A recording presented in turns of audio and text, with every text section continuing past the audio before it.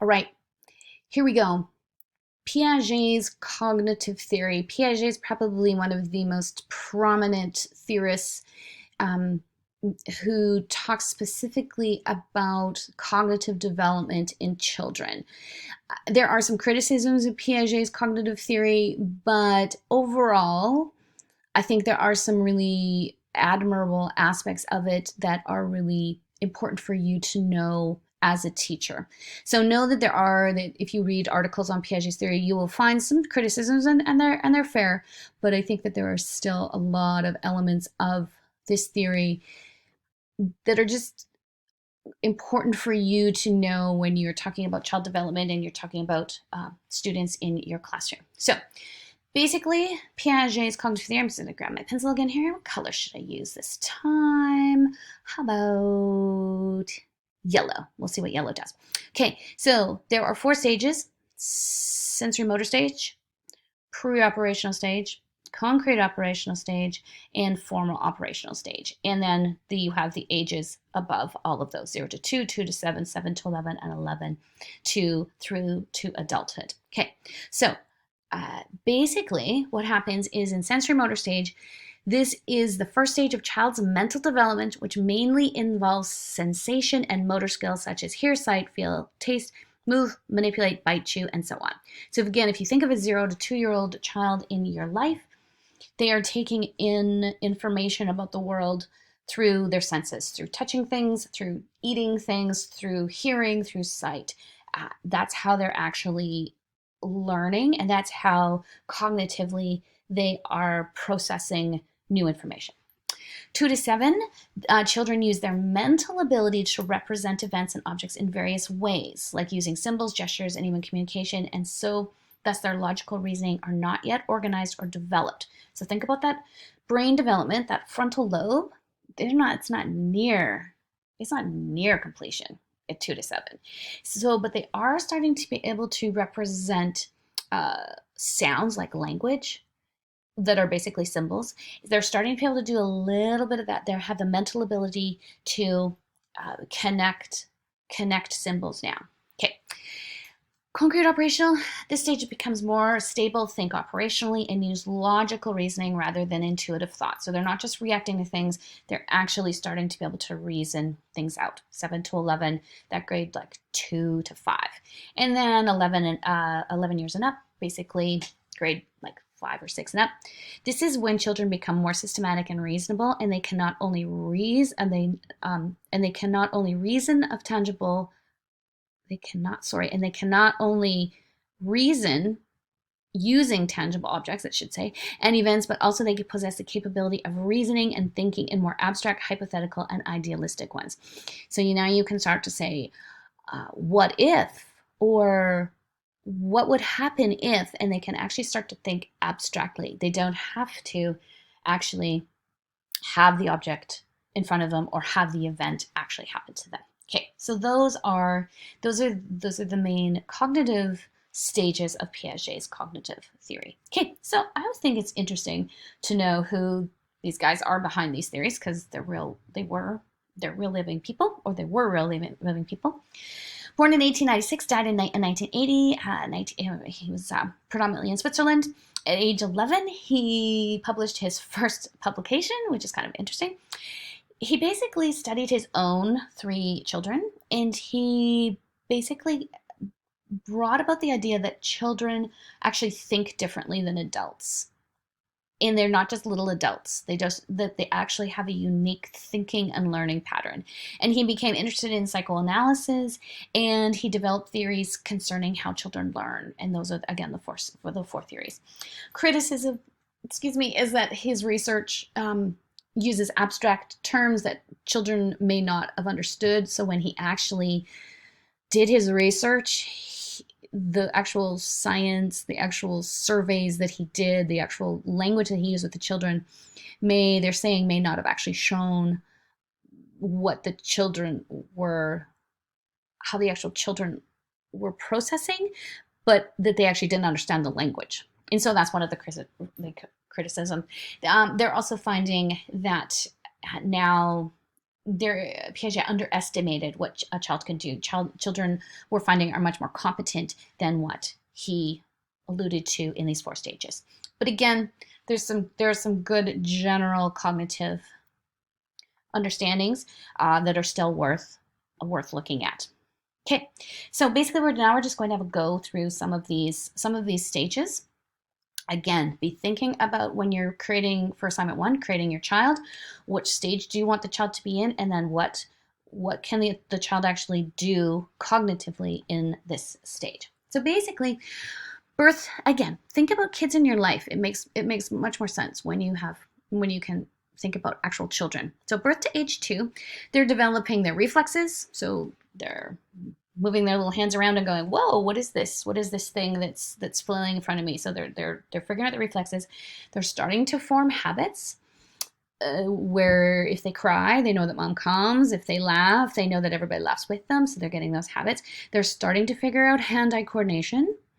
So they're starting to go, okay, so they can follow and go, okay, that's actually, I should actually follow that with my eyes, as well as they figure out that this thing that's flailing in front of them is actually their hand, that it's actually connected to them and they can actually control it. They actually, again, they start to develop object permanence, and this is knowing that something exists even though it can't be seen.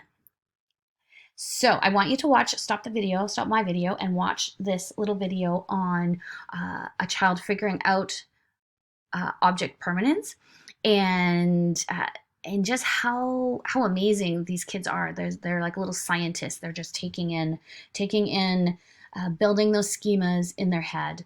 So stop my video, and watch this one. It'll give you a better sense of where kids are at in sensorimotor stage. Okay. And we're back. Preoperational stage, this is ages 2 to 7. Some of the main kind of terms in this particular stage are egocentrism. So again, think about 2, 3-year-olds, especially, we call them the terrible twos. There's a reason. They're egocentric. There's the inability to distinguish between own and another's perspective. It is all child assumes that other people see, hear, feel exactly the same way as the child does. So when they want the toy, they grab the toy from the other child. They're like, well, I thought you felt the same way, so I'm going to take the toy. They also have, they've developed in this stage the sense of animism, where inanimate objects have life-like qualities. So when they have their teddy bear, they truly believe that the teddy bear is lifelike, that they have feelings and thoughts, and they have mental characteristics and qualities of living things. So when your 2, 3, 4, 5-year-old really freaks out that they've lost their teddy, they feel like they've actually lost a human. So it's real to them. And sometimes you're like, okay, it doesn't matter, we'll find Teddy tomorrow. But for them, it is life and death, because these inanimate objects actually are lifelike, and they are living. So it's kind of interesting to think about that in there. Okay, and they're developing centration, where they can start to focus on one characteristic to the exclusion of others.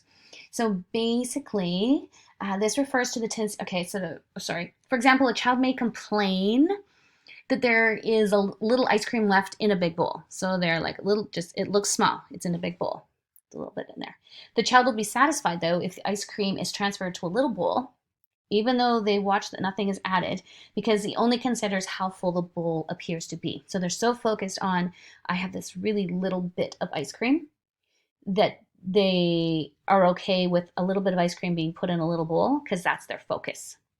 So that's what they start to focus on that.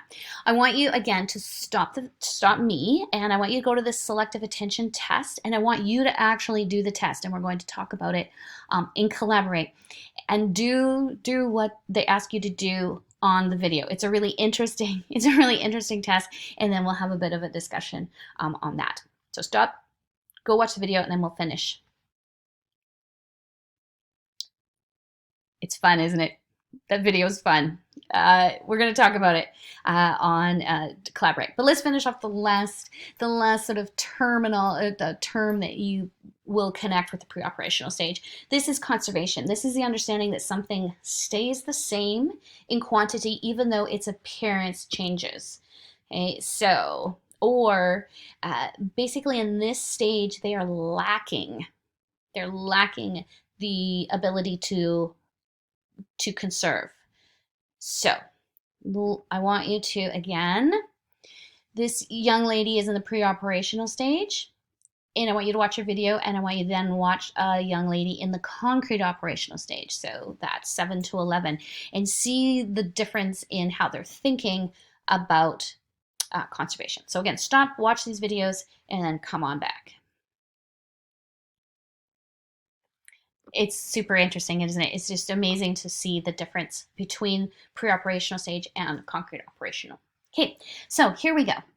This is, now we're talking about concrete operational, so this is the ages like 7 to 12, 7 to 11 in there. Basically, logical reasoning replaces intuitive reasoning, so they're not just kind of intuitively going, they're now starting to be able to logically think through things, starting to have that base of schemas, and they're starting to be able to assimilate and accommodate. But they're still only in concrete situations. So they still, their ability to abstract think is still very limited. So again, if you're teaching that grade 2 to 5, and you start really talking about abstract things, they actually physically, cognitively cannot understand because they haven't developed that part yet. Classification skills are present, so they can actually classify some things, but abstract problems are difficult. Okay, let's look at a few of the terms in this particular stage. Basically, classification, they can coordinate several characteristics rather than focus on a single property of an object. Okay, for example, kids who collect superhero trading cards might be able to sort their cards by good guy, bad guy, gender, particular category of superpowers. So they can now start to not just be focused on one aspect, but they can simultaneously be like, well, my superhero guy, he's a dude and he can fly, but your superhero, she can also fly, but she has a cape and my guy doesn't. Like, so they can start to think about all those characteristics at once. Okay, seriation is basically the students or the children can put items in order based on quantity or magnitude, such as height or weight. So for example, when we count numbers in order, we are demonstrating our ability to seriate because numbers represent this height or weight or an actual quantity. So they're starting to be able to do that. And transitivity is they start to recognize relationships among various things in a serial order. So for example, if you tell a child to put the books away according to height, they start by placing the tallest one at one end of the bookshelf and the shortest one at the other, and then they work. So they start to go, okay, it doesn't really matter about width or color or anything. I'm just going to focus on height. But they can start to recognize relationships among various things. Okay, again, I think we go. Examples, I think, are always good. So I've put an example here of seriation and transitivity. Again, this little guy here, Matthew, he can put sticks in order by height. So an example of seriation. And then the young lady in this one, the little guy is in the pre-operational stage, and he gets really distracted by the color. So he has a tough time thinking about multiple things at the same time, but still being able to focus on the task that he's supposed to be focusing on. So this little guy here is in pre-operational. Matthew here is in concrete operational. Okay. Formal operational. So if you are thinking of teaching upper elementary, junior high, senior high, these are your guys. So basically, these individuals move beyond reasoning about only concrete experiences and think in more abstract, idealistic, and logical ways. So these kids now can actually, the term is called mental operations. They can actually do mental operations where they can do everything in their head. They actually don't need anything to touch or move around. So whereas in concrete operational, you would want to have lots of manipulatives, so kids can actually touch them and move them around because they still need to see that concrete. Grade 5 and up, they can start to do all of that in their head. Okay, so it's the whole what if. You can start to ask what if questions. So what if there's a hungry dog in the kitchen and mother dropped a hot dog on the floor? What do you think is going to happen? They can actually, now they've got enough schema, they've assimilated and accommodated, and they've had enough disequilibrium and equilibrium in their life that they go, okay, the dog will probably eat the hot dog, even though I've never seen that particular thing happen. Okay, so these are again the kind of the terms that you kind of need to know around formal operational. Hypothetical deductive reasoning. This is the ability to develop hypotheses about ways to solve problems. And again, I would take you to this video to have a little bit of a go. And adolescent egocentrism, if you've ever dealt with an adolescent, again, it's this heightened self-consciousness and a sense of personal uniqueness. Again, these guys they're very focused on themselves. And I have to tell you a little story about myself. When before COVID time, I used to go to the Y and go and work out in the gym there. And there was a machine that I wanted to use, but I couldn't remember how to use it. And so I was standing there and I was fumbling around and I couldn't get it to work. And I'm going, everybody's watching me, everybody's judging me, everybody's thinking I can't do this machine. So I just walked away and left it. I didn't do that particular machine. And 10 minutes later, I'm like, wow, I just lived adolescent egocentrism there, where I thought everybody in the gym was watching me, which of course they're not. They're all doing their own thing. But I sort of lived that sense of everyone's watching, everybody's going to judge me. And the next time I did go and get the machine, so I came up above my adolescent egocentrism in there. So again, watch just 0 to 1, 0 minutes to 1 minute on that one, and I think it'll again give you a little bit of a sense of what that is. Okay. All right. Quick review. Sensorimotor, birth 2, develop via sensory interactions. It's all about the senses. Preoperational, start to use symbolic representations. Engagement in pretense. Pretense is when they're trying to make claims, but they might not even necessarily be true, but they're trying to make claims. Concrete operational, ability to logically reason about concrete. That's the big thing, concrete objects. But then formal is they can start to use more abstract. Again, I hope you see why you would have to know this stuff as a teacher. Because if you're teaching grade 2 versus grade 6 versus grade 12, if you treat a grade 9 student like you do your grade 2s, it's going to be rough. Okay.